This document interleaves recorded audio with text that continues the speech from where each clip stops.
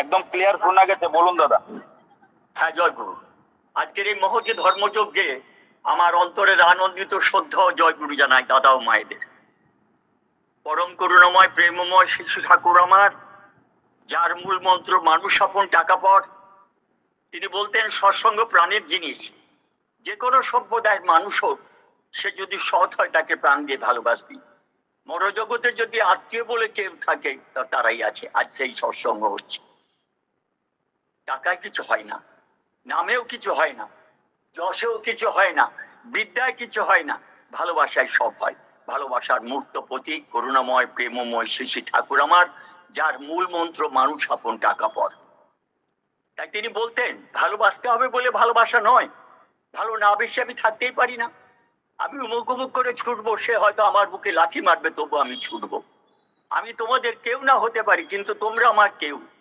একথা কখনো বলো না ঠাকুর আমি তোমার হতে বিচ্ছিন্ন হই, বিচ্ছিন্নতাই মরণ। আর দেখেন দাদা, আমাকে যদি ভালোই বেসে থাকেন, আমার পথে চলে ভালোবাসার মর্যাদা রক্ষা করুন, দেখুন তাতে কি হয়। কপটতায় কিন্তু ফয়দা নেই। ধর্মের জন্য জীবন, আর জীবনের জন্য ইষ্ট। গুরুকেই তো ইষ্ট বলে। করুণাময় লোক বিভু ঠাকুর আমার, তিনি বলতেন এই কাঙাল আমাকে প্রথম জীবনে যারা গ্রহণ করেছিল তারা ছিল দুজন। এক আমার অনন্ত রায়, পরে মহারাজ হলেন। একদিন ঘোড়ায় চেপে আসছেন, দূর থেকে শ্রী শ্রী ঠাকুর দেখে বললেন ওই দেখ মহারাজ আসছে। সেই থেকে অনন্ত রায় অনন্ত মহারাজ হয়ে গেলেন। আর ঠাকুরকে ঠাকুর আখ্যা দিয়েছিলেন অনন্ত মহারাজ।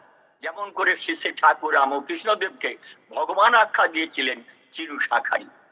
জন্ম মৃত্যু নিয়ে পৃথিবী, এই 1912 থেকে 13 সালে নেতাজি সুভাষচন্দ্র বসু কটক থেকে কিশোর বয়সে মাকে একটা চিঠি লিখে বলেছিলেন, মা জন্ম মৃত্যু নিয়ে পৃথিবী, এই পৃথিবীতে সে হরির নাম যদি করতে না পারলাম এখানে আসা বৃথা। দেখো মা, পশুটা আমাদের তফাৎ, পশুরা ভগবানকে বোঝে কিন্তু ডাকতে পারে না, আমরা চেষ্টা করলেই তাকে ডাকতে পারি, ডাকতে তাকে হবেই। অনন্ত মহারাজ মৃত্যু শয্যায় সাহিত্য বড় বড় পক্স হয়েছিল, তখন সে রোগের চিকিৎসা বেরোয়নি। তার সেই শুশ্রূষাকারীদের ডেকে বললেন, ভাই জীবনে ভালো মন্দ অনেক কিছু করে গেলাম, যাওয়ার আগে একটা কথা বলে যাই, মানুষের জীবনে ইষ্ট স্বার্থ প্রতিষ্ঠা ছাড়া দ্বিতীয় কোনো কাজ আছে বলে আমি মনে করি না। তোমরা ঠাকুরের ভালোবাসার কথা মানুষের কল্যাণের জন্য, জীবের মঙ্গলের জন্য, সমাজের মঙ্গলের জন্য তুলে ধরো। আর কীর্তনের ঋষি কিশোরীতা তিনি বলতেন, লোককে ভূতে পায়, আমাকে ঠাকুরে পেয়েছে। তাই আমার সৌভাগ্য হয়েছিল 1968 সালে 23শে জানুয়ারি 20-21 বছর বয়সে সদনাম পাওয়ার পরে শ্রী শ্রী ঠাকুরের কাছে বসে শ্রী শ্রী বরদা ঠাকুর পরিবারের সবাই আছে প্রার্থনা করার সৌভাগ্য হয়েছিল। শ্রী শ্রী বরদার বাড়িতেই থাকতাম। তিনি বলতেন তুই এখানে চাকরিটা ছেড়ে দে, হাসপাতালে চাকরিটা ছেড়ে দিয়ে তুই দেওঘরে থাক। সে সময় আমি পারিনি, এক জন্মে তো সব হয় না। তাই শ্রী শ্রী ঠাকুরের চরণে আশ্রিত হওয়া সৌভাগ্য।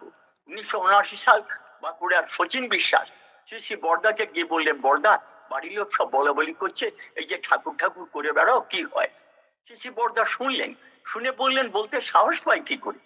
নিখিল ব্রহ্মাণ্ডের মালিক যিনি, তার কথা তুই বা কি বলতে পারিস, আর আমি বা কি বলতে পারি? তার কাজ তুই বা কি করতে পারিস, আর আমি বা কি করতে পারি? আর দেখ আমরা আনন্দ পাই বলে তার কাজ করি, তার কথা বলি। ওই যে ঠাকুরের বাণীতে আছে না, আদর্শে তোমার প্রাণ যতই আপ্রাণ হইবে, বীর্য সাহস বীরত্ব ততই তোমাকে অভিনন্দিত করিবে। তারপর বললেন, শোন শ্যাম রাখি না কুলে রাখি? নিজেই বললেন, শ্যামকে রাখলে কুল থাকে, কর্তা ঘরে থাকলে মীমাংসা করা লোক থাকে, গুরু হলেন সেই কর্তা। 1980 সাল মুর্শিদাবাদ থেকে এক সাধু বাবা শ্রী শ্রী বরদার কাছে গিয়ে বললেন, বরদা আমি দীক্ষা নেব। শ্রী শ্রী বরদা বললেন, দীক্ষা নেবেন কেন? সাধু বাবা বললেন, আমার ভিতর কিছু অভাব আছে। শ্রী শ্রী বরদা বললেন, অভাব বলতে কি বলছেন? সাধু বাবা বললেন, দয়া মায়া প্রেম প্রীতি ভালোবাসা। শ্রী শ্রী বরদা বললেন, এ তো সবার মধ্যেই কম বেশি থাকে, তার জন্য মানুষ দীক্ষা নেয় না। পরবর্তীকালে ওই সাধু বাবা বলেছিলেন শান্তি পাবো বলে। শ্রী শ্রী বরদা বললেন, সেই কথাই বলুন, ঈশ্বরকে পাওয়ার জন্য দীক্ষা নেয়, সদ্গুরু চরণামৃত পান করার জন্য দীক্ষা নেয়, শান্তি পাওয়ার জন্য দীক্ষা নেয়। তাই আমি প্রায় বলে থাকি, একটা মানুষ বলতে পারবে না যারা দুবেলা প্রার্থনা করে, নাম ধ্যান করে, ভক্তি ভরে প্রাণের অর্ঘ ইষ্টভৃতি নিবেদন করে, তারা জীবন যুদ্ধে হেরে গেছে এই রোজি সৎসঙ্গের ইতিহাসে নেই। শ্রী ঠাকুর ইষ্টভৃতি প্রসঙ্গে বলেছেন, কর্নার স্টোন অফ লাইফ, জীবনের ভিত্তি প্রস্তর। জাহাজ যেদিকে যাক না কেন কম্পাসের কাঁটা উত্তর দিকে থাকে, তাই জাহাজের দিক ভুল হয় না। মানুষ যদি ইষ্ট স্বার্থপরায়ণ হয়, মানুষ যদি সেবা পরায়ণ হয়, গুরুকে মাথায় নিয়ে চলে, ঠাকুর পরিবারকে আচার্য পরম্পরা রেখে গেছেন, তাকে মাথায় নিয়ে চলে, তার কল্যাণ হবেই, তার মঙ্গল হবেই। তাই 15/8/1960 সালে বৈকুণ্ঠ সিংকে ডেকে ঠাকুর বলছিলেন, যে কোনো কাজই মানুষ করুক, সে তো জীবনের উপর দাঁড়িয়েই করে। আর জীবনটা যদি বিপন্ন হয়ে যায়, কোনো সম্পত্তির কোনো মূল্য থাকে না। তাই বিশ্বকবি রবি ঠাকুরের ভাষায়, জীবন সপিয়া জীবনেশ্বর, পেতে হবে তব পরিচয়। এ পথিক, তব সম্মুখে আছে দুটি পথ, জীবনের পথ আর পথ মরণের। 15/8/1960 সাল বৈকুণ্ঠ সিংকে বললেন। 29/12/1956 সাল শনিবার সকাল 7:30। পঞ্চানন সরকার তাকে ডেকে শ্রী ঠাকুর বললেন, দেখুন পঞ্চানন্দা, আমি আপনাকে ভালোবাসি কিনা তার প্রত্যাশী হবেন না, কিন্তু আপনি আমাকে ভালোবাসবেন। ওই যে সাবিত্রী ছিল, তার স্বামী সত্যবানের কাছ থেকে বছরে একটা কাপড় পেত কি পেত না, তার হিসেব সে কখনো করেনি, কিন্তু সে তার স্বামী সত্যবানকে ভালোবাসত। আর ভালোই যদি না বাসতো, তাহলে ওই মরা স্বামীর পাঁচ পাঁচ গেল কি করে। তাই আজকের মূল মন্ত্র হওয়া উচিত, ঠাকুর আমি তোমাকে ভালোবাসি, ঠাকুর আমি তোমাকে ভালোবাসি, ঠাকুর আমি তোমাকে ভালোবাসি। 21/10/1942 সাল পদ্মার ধারে শ্রী শ্রী ঠাকুর বসে আছেন। তিনি বলছিলেন, চুনিলাল রায়চৌধুরী, বনবিহারীদা আছেন, আরো অনেক গুণী জ্ঞান ভক্তজন আছেন। শ্রী শ্রী ঠাকুর বলছিলেন, কত লোক আমাকে ভালোবেসে তারা চলার চেষ্টা করছে, তাদের দুষ্কৃতির কথা, প্রাণের কথা আমার কাছে সে বলে। শুধু আমার কাছে কেন, তোমাদের কাছেও তো বলে। তাহলে বুঝে দেখো কতখানি সুবাতাস তুলে দিয়েছ দেশের বুকে। চিত্তশুদ্ধির আগ্রহ না বাড়লে কি মানুষ কখনো এমন করে? যা দান করবে তফিলে থাকলে তবেই তো দান করবে। তোমরা ঋত্বিক, তোমরা হলে ধর্মদাতা, এই চরিত্ররূপ তফিলটা বাড়িয়ে তোলো। 21/10/1942 সাল 22/10/1942 সাল একটা যুবক এসে শ্রী ঠাকুরকে বললেন, ঠাকুর আপনি যে পিতা মাতাকে শ্রদ্ধা ভক্তির কথা বললেন, আমার ভালো লাগে না।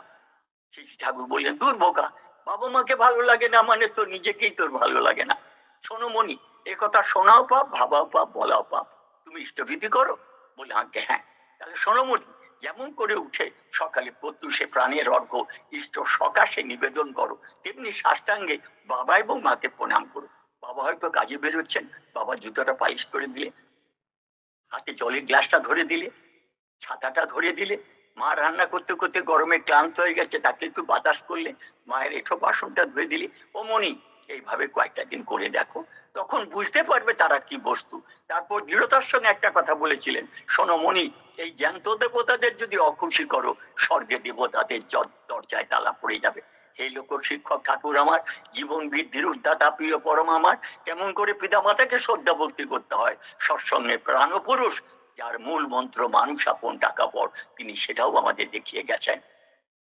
28/5/1960 সাল রাত্রি 9:45 বিশ্বেশ্বরী লোক শিক্ষয়িত্রী জগৎ জননী শ্রী শ্রী বড়মাকে নিয়ে ঠাকুর ওই পার্লারে প্রবেশ করেছেন। সদা জাগ্রত প্রহরীর মতো ঠাকুর বসে আছেন। কার কাছে ঠাকুর আছেন? ভক্তের কাছে। ভক্তকে যে বা যিনি তাকে যুক্ত আছেন যজন যাচন ইষ্টভীতির ভেতর দিয়ে। আলোগুলো জ্বলছে আকাশি রঙের আলো। আমারও শ্রী ঠাকুরকে কাছ থেকে দেখার সৌভাগ্য হয়েছিল। মূলে আমার বাবা মার আশীর্বাদ। তাই ভগবান শ্রীকৃষ্ণ তার বন্ধু সুদামাকে বলেছিলেন, শোন, পিতা মাতাকে ভক্তি শ্রদ্ধা না করলে কিন্তু তুই আমাকে পাবি না। তাহলে সেই পিতা মাতার আশীর্বাদে সবকিছু হয়। ঠাকুর আমার সেই পথ দেখিয়েছেন। আলোগুলো জ্বলছে।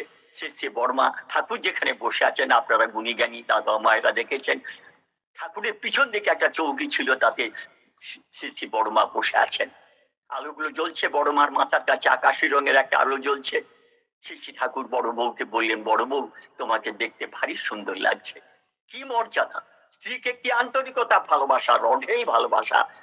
তাই স্বামী স্ত্রীর মধ্যে ভালোবাসার গভীরতা থাকলে সন্তান হয় সূর্য বগলেকর হনুমান। শ্রী শ্রী বড়দা সেই সূর্য বগলেকর হনুমান।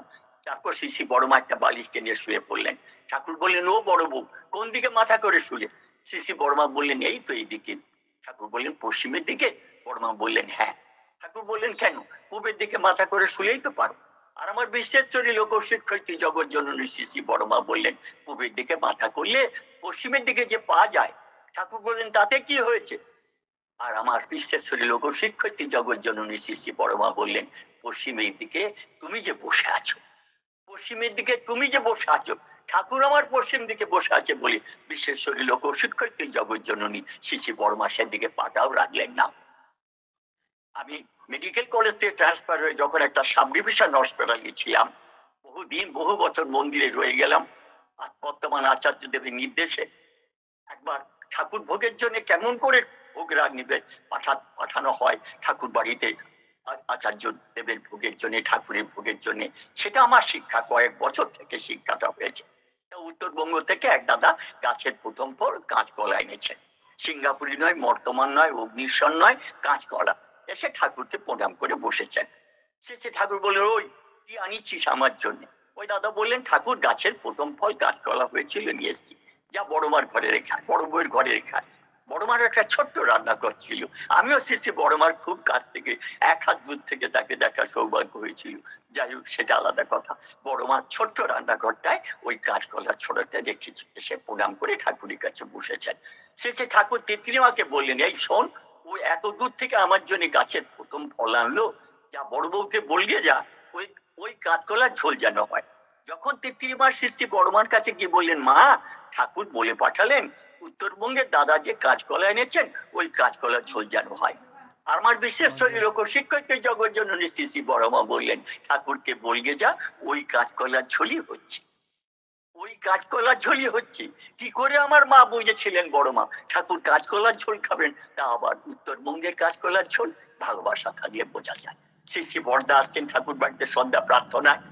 অজিত ধর্দা আছে যেখানে মুকুল সিদ্ধা থাকেন, ওই হরিণ টরিণ ঘোড়া থাকতো আগে, আপনারাও দেখেছেন, আমারও দেখার সৌভাগ্য হয়েছিল।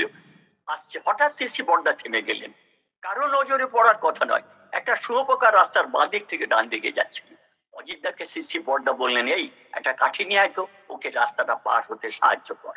অজিতদা কাঠিতে করে শুভপ্রকারটাকে তুললেন, তুলে যেদিক থেকে আসছিল সেদিকেই রাখতে গেলেন। শিশি বর্দা ধমক দিয়ে বললেন, এই ও তো এগিয়ে যাচ্ছিল সামনের দিকে, ওকে পিছিয়ে দিলি কেন?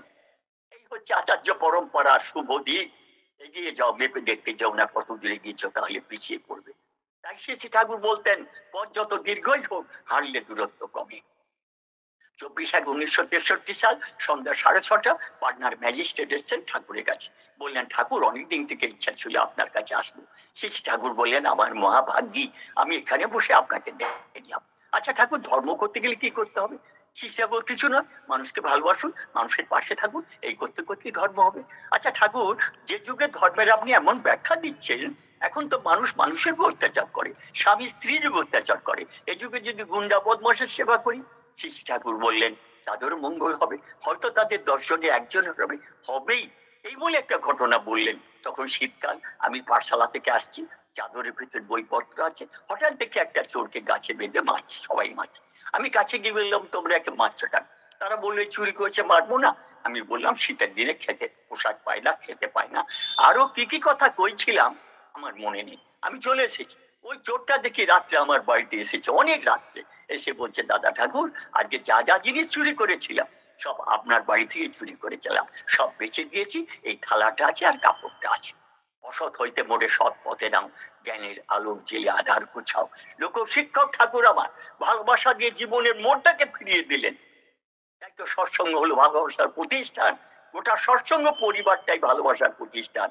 তাই ভূতপূর্ব আচার্যদেব বলতেন, ঠাকুর যত কথা বলেছেন তার মূল কথা হলো, বাঁচো আর বাঁচাও, তুমি থাকো, সবাইকে নিয়ে থাকো, এটাই আচার্য পরম্পরার দিক। তারপর বললেন, তুই যদি ওই থালায় খাস আর কাপড়টা পরিস, আমার খুব ভালো লাগবে। ব্যাস, পরিবর্তন হয়ে গেল, জীবনটাই রংটাই পাল্টে গেল ভালোবাসার পরশে। করুণাময় প্রেমময় লোকপালী ঠাকুরের ভালোবাসার কথায়। ওই চোরটা প্রতিদিন আসতো, ঠাকুরকে তামাক সেজে দিত, ঠাকুর খেতেন, চোরটা খেত। তারপর সবাই বললো, দাদা ঠাকুর ও চোর, কিন্তু ও চুরির অভ্যাস আছে। শেষে ঠাকুর বললেন, তখনকার দিনে আমি 1000 টাকা রাখতে দিয়েছি, ও আর চুরি করে না। এই ভালোবাসা দিয়ে জীবনের মোড়টা ঘুরে গেল। বিল্লা বলে একজন হত্যাকারী খুনি ছিল। একটা সৎসঙ্গ হচ্ছে পাবনায়, জীবন বৃদ্ধির কথা হচ্ছে, ঈশ্বরীয় কথা হচ্ছে, ভাগবত কথা হচ্ছে। সেই বিল্লা কালো কম্বল ঢাকা দিয়ে, সবাই তো বাঁচতে চায়, সৎসঙ্গ প্রতিষ্ঠানের প্যান্ডেলের বাইরে দাঁড়িয়ে দাঁড়িয়ে শুনছিল। হঠাৎ এক দাদা সৎসঙ্গের অনুষ্ঠানের শেষে বেরিয়ে যাচ্ছে, তাকেও বললো, এখানে কি হচ্ছিল দাদা? না, এখানে শেষে ঠাকুর অনুকূল চন্দ্রের বাঁচার কথা হচ্ছিল, ভাগবত প্রেমের কথা হচ্ছিল, ভালোবাসার কথা হচ্ছিল। বিল্লা বললো, আমি বাঁচতে চাই, আমি খুনি বিল্লা, আমার একটা ব্যবস্থা হবে। ভক্তের প্রার্থনা নামিয়ে নিল পৃথিবীর বুকে। মন্দাকিনীর পুণ্যধারা ভক্ত প্রার্থনা করে আর ভগবান পূরণ করেন, তাই তিনি ভক্তাধীশ। বলে হ্যাঁ হবে। ঠাকুরের কাছে নিয়ে গেল। তারপরের দিন সকালে শ্রী ঠাকুর দেখলেন বিল্লাকে, বললেন ওর চুল দাড়িটা সুন্দর করে কেটে দাও, ছেঁটে দাও, তারপর একটা সাদা ধুতি, কালো পাড় আর পাঞ্জাবি পরিয়ে দাও। তারপর বললেন এই যে 60 বিঘা জমির উপরে পাবনা হিমায়তপুর আশ্রম, এই ফুল ফলের বাগানের দায়িত্বকে দাও। 1 মাস গেল, 2 মাস গেল, সাত্বিক আহার শুরু করলো, তার গায়ে রং পরিবর্তন হয়ে গেল, সদাচারী হলো, সৎ পথে চলার চেষ্টা করতে শুরু করলো। চোর পুলিশের বলে বোধহয় একটা আর্থিক সম্বন্ধ থাকে।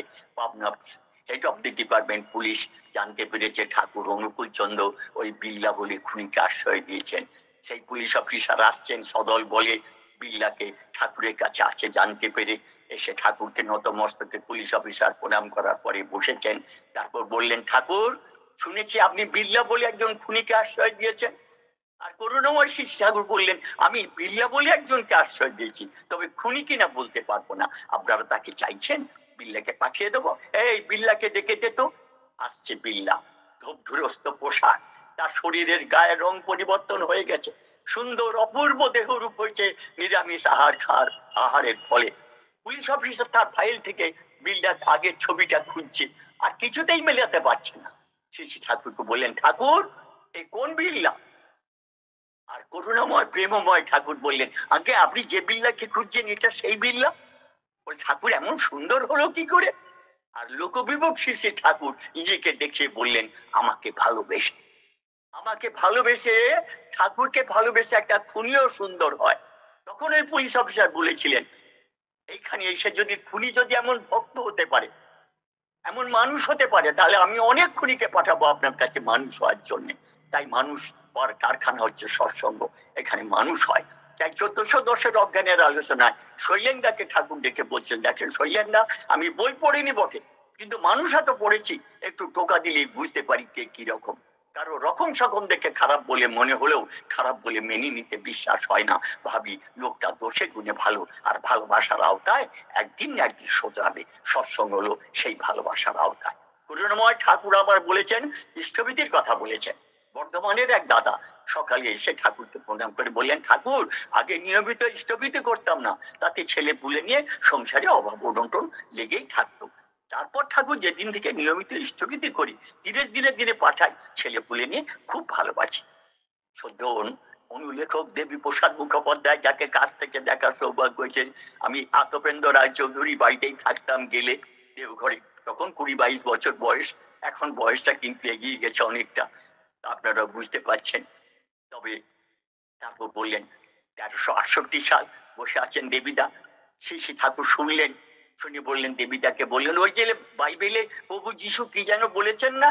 দেবীদা বললেন আগে প্রভু যিশু বলেছেন যে আমার নামে স্ত্রী পুত্র ঘর বাড়ি উৎসর্গ করেছে সে শতগুণে ফেরত পেয়েছে। আর করুণাময় শ্রী ঠাকুর সামনের দিকে মাথাটা একটু নিয়ে গিয়ে বললেন আমি কি কই জানেন তো দেবীদা, যে 100 ভাগ পাইনি সে আমার জন্য 1 ভাগও করেনি। ঠাকুর অনুকূল চন্দ্র কারো কাছে ঋণী থাকে না। বাংলা 1368 সাল। শ্রী ঠাকুর ইষ্টবিদের কথা বলেছেন। ডক্টর মিলন পাল, আমিও 4-5টা মেডিকেল কলেজে চাকরি করার লোক, যাই হোক সেটা কথা নয়। ডাক্তার মিলন পাল মজুমদার তিনি বিষ্ণুপুর বাঁকুড়া জেলার একটা যাজনে গেছেন, রাত্রি হয়ে গেছে, সেদিন আর দীক্ষা টিক্ষা হয় না, পরের দিন অনেক দীক্ষা হয়েছে। হয়ে শ্রী বর্দার কাছে ঠাকুর বাড়িতে গিয়ে বলছেন দেওঘরে। শ্রী বর্দা বললেন শোন আমি তাহলে তোদের একটা ঘটনা বলি। ডাক্তার শশীভূষণ মিত্র ছিলেন শ্রী ঠাকুরের চিকিৎসক ন্যাশনাল মেডিকেল কলেজে। পরবর্তীকালে শ্রী ঠাকুরকে গুরু রূপে গ্রহণ করেছিলেন। একদিন তিনি রুগী দেখতে গেছেন, তখন কলেরার সময়, চেম্বারে বসে আছেন। এক মা তার ছেলের কলেরা হয়েছে, ঠাকুরকে ডাক্তারকে কল দিতে গেছে। ডাক্তারবাবু বললেন মা তোমার ঠিকানাটা বলে যাও, আমি এই রুগীগুলো ছেড়ে তোমার বাড়িতে যাব। রুগী দেখতে দেখতে সন্ধ্যা হয়ে গেছে। যখন ডাক্তারবাবু ওই গ্রামের উদ্দেশ্যে ওই বাড়ির দিকে রওনা হয়েছেন, সারা দিনের ক্লান্তির পরে মানুষ ঘুমিয়ে গেছে, তখন তো গ্রামে এত আলো ছিল না, বাড়ি খুঁজে পাচ্ছেন না। হঠাৎ যে তাকে চায় প্রকৃতি তাকে সাহায্য করে, উদ্দেশ্য মহৎ হলে যোগানদারের অভাব হয় না। হঠাৎ একজন ব্যক্তি অপূর্ব দেহরূপধারী, মাথায় টোকা, হাতে লণ্ঠন, কালো চটি পরা, কালো পাড় কাপড় ধুতি পরা, অপূর্ব দেহরূপধারী মানুষ বলেছিলেন, ও ডাক্তার বাবু, যার বাড়িটা খুঁজছেন না সেইটা ওই যে ধানের গোলা, তার পিছন দিকে। তারপর ডাক্তার মিত্র রুগী দেখে চলে এসেছেন। ঠিক তার দুদিন পরে ঠাকুরের মেজ ভাই খেপু কাকা, তার বারান্দা একটা চৌকি ছিল, ঠাকুর বসে আছেন, খেপু দাদা আছেন। ডাক্তার শশীভূষণ মিত্র বলছেন, ঠাকুর, যদি ইষ্টভীতির ব্যবস্থা না হতো তাহলে দীক্ষিত সংখ্যা আরো বাড়ত। করুণাময় লোকবিভূষিত ঠাকুর বললেন, আচ্ছা ডাক্তার বাবু, এমন কি কোনোদিন হয়েছিল আপনি রুগী দেখতে গেছেন, বাড়িটা খুঁজে পাচ্ছেন না, তখন একজন মানুষ মাথায় টোকা, হাতে লণ্ঠন নিয়ে বলেছিল, ডাক্তার বাবু, যার বাড়িটা খুঁজছেন সেই বাড়িটা ওই ধানের গোলা পিছনে? তা তো হয়েছিল ঠাকুর, তা তো হয়েছিল। আর আমার করুণাময় শেষী ঠাকুর বললেন, ইষ্টভীতি করলে এটা হয়, ইষ্টভীতি করলে এটা হয়। জামালদার মন্দির হচ্ছে, আসামের মন্দির গৌহাটিতে দেখার সৌভাগ্য হয়েছে একটা উৎসবে। যাই হোক, জামালদার মন্দির হচ্ছে, মন্দির দাদারা তখন বেরিয়েছেন কালেকশনের জন্য। তখন তো এত সৎসঙ্গী ছিল না, অনেক দূরে এক দাদা গেছেন। সেই বাড়ির মা বললেন, আপনার দাদা তো কাজে বেরিয়েছে, আপনি বিশ্রাম করুন, আর খাওয়া দাওয়ার ব্যবস্থা করে দিলেন। অনেক রাত্রে ওই দাদা ফিরলেন।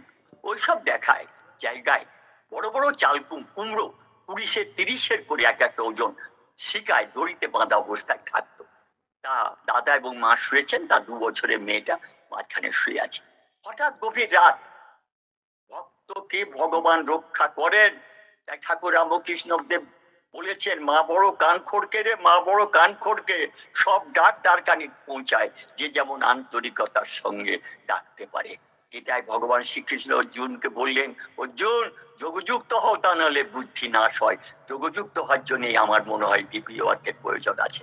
গভীর রাত, হঠাৎ শেষে ঠাকুর বললেন, এই শালা, এই শালা, হাতটা বাড়িয়ে দে, এই শালা, হাতটা বাড়িয়ে দে। ঘুমের ঘরে ওই দাদা হাতটা বাড়িয়ে দিলেন। একটা 20 ওজনের কুমড়ো শিকাটা ছেড়ে উপর থেকে পড়ছিল, ঠিক যেখানটা তার মেয়েটা শুয়েছিল। হাতটা বাড়িয়ে দিল, কুমড়োটা তার হাতে পড়লো, মেয়েটা রক্ষা পেয়ে গেল। ইষ্টভীতি করলে এটা হয়। চিৎকার করে বন্দে পুরুষোত্তম ধ্বনি দিতে লাগলো।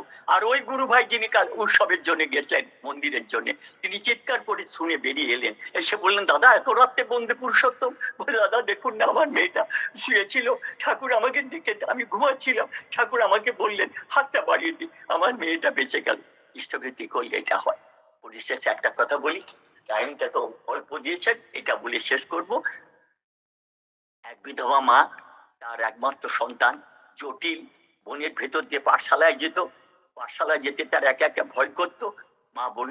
মাকে বলল জটিল, মা, কাল থেকে যদি আমার সাথে কাউকে না দাও, আমি একা একা পাঠশালায় যাব না। মা বলল, কোথায় পাবো বাবা আমরা? তবে তোমার বোনের মধ্যে মধু দাদা বলে একজন আছে, তাকে দেখো, সে তোমাকে পাঠশালায় দিয়ে আসবে, নিয়ে আসবে। ভক্তের প্রার্থনা তো ভগবান পূরণ করে। সরল মনে ভগবানকে ডাকলে কি তার মহিমা। ওই বনের মধ্যে গিয়ে জটিল 10-12 বছরের ছেলে ডাকলো, ও মধু দাদা, ও মধু দাদা। ভক্তের ডাকে ভগবান কৃষ্ণ মধু দাদার বেশে দেখা দিল। প্রতিদিন তাকে পাঠশালায় ছেড়ে দিয়ে আসতো, আবার পৌঁছে দিত। জন্ম মৃত্যু নিত্য পৃথিবী। গুরু মশাইয়ের মা চলে গেলেন। তখন তো মাস্টার মশাইদের অবস্থা এত ভালো ছিল না, ভিক্ষা দুঃখ করে চলতো। মাস্টার মশাই জিজ্ঞাসা করলেন, হ্যাঁ রে, তুই আমার মায়ের সাথে কি দিবি? কেউ বললো চাল দেবে, কেউ বললো তরি তরকারি দেবে। হ্যাঁ রে জটিল, তুই আমার মায়ের সাথে কি দিবি? জটিল বললো, আমরা তো গরিব, আমি মাকে জিজ্ঞাসা করব। মাকে বলে, মা বললো, তোমার মধু দাদাকে বলো, তিনি সব ব্যবস্থা করে দেবেন। মধু দাদাকে গিয়ে বললাম, মধু দাদা, আমার গুরু মশাইয়ের মায়ের শ্রাদ্ধ। মধু দাদা বললো, কবে? না কালকে। তা বলে দাও, সাধ্যে যত দই লাগবে সব তুমি দেবে। মাস্টারমশাইকে গিয়ে যখন জটিল বললো সাধ্যে সব দই ব্যবস্থা করবে, মাস্টারমশাই বলে, আহা, জটির মতো ছেলে হয় না, এত গ্রামের মানুষ আসবে, প্রতিবেশী আসবে আমার মাকে শ্রদ্ধা জানাতে শ্রাদ্ধ অনুষ্ঠানে, সব দইয়ের দায়িত্ব জটিল নিল। সাধ্যের দিন এসে গেছে, ছেলেপুলেরা কাজ করছে, সবাই এসে গেছে, অতিথিবর্গ এসে গেছে, জটিলের আর পাত্তা নেই। হঠাৎ একটা ছেলে বললো, ও মাস্টারমশাই, ওই দেখুন জটিল আসছে, আর হাতে মস্ত বড় একটা ভাঁড়। বিশিষ্ট কণ্ঠশিল্পী হেমন্ত মুখোপাধ্যায়ের একটা গান আছে না, নীড় ছোট ক্ষতি নেই, আকাশ তো বড়। নীড় ছোট ক্ষতি নেই, আকাশ তো বড়। আমার ঠাকুর আছে, আমার আচার্য দেব আছে, আমার চিন্তা কি? তাই অতীত দিনে ছিলাম আমি অন্য, দীক্ষা নিয়ে শান্তি পেলাম, ঠাকুর তোমার জন্য। তোমার নামের ছোঁয়ায় হৃদয় মাঝে ভক্তি কমল ফুটলো। কলিযুগে এই ধরাতে করলে লীলা করি, যে কটা দিন থাকবো হেতায় তোমায় যেন সরি।